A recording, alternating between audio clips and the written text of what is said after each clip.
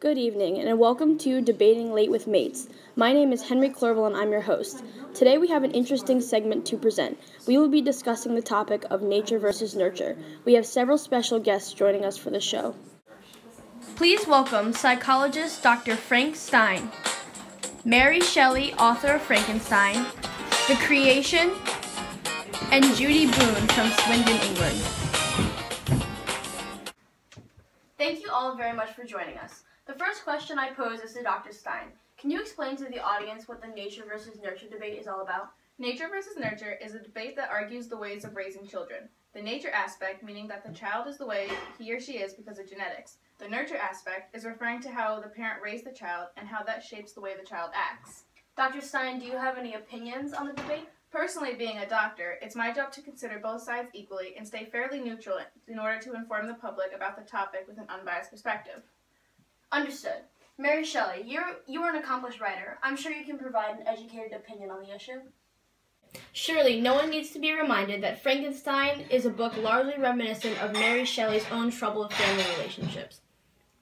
Coming from a household with only a male influence raising me, I didn't have a mother present throughout my childhood. Growing up without a mother's touch affected the way I developed mentally, socially, and emotionally.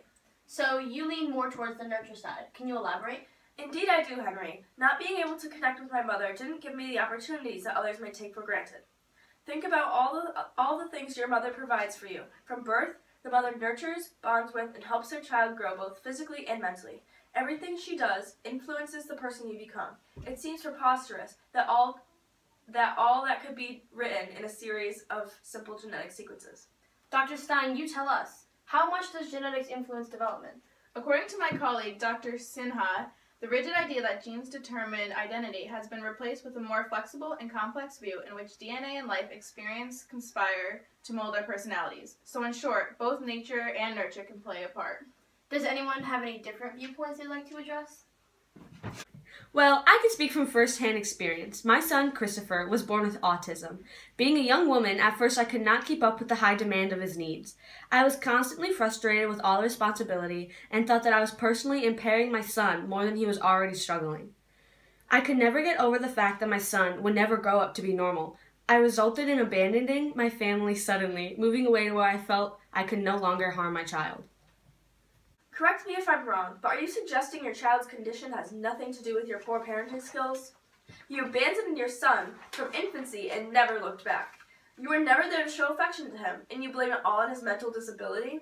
It's not my fault Christopher was by chance born with this disorder. I felt as though there was nothing I could do. His condition is incurable, and no parent, no matter how attentive, could have helped.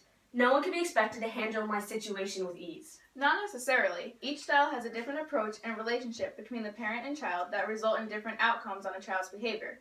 For example, both inadequate behavioral control and high levels of psychological control have been found to be associated with externalizing problems. Creation, we haven't heard from you.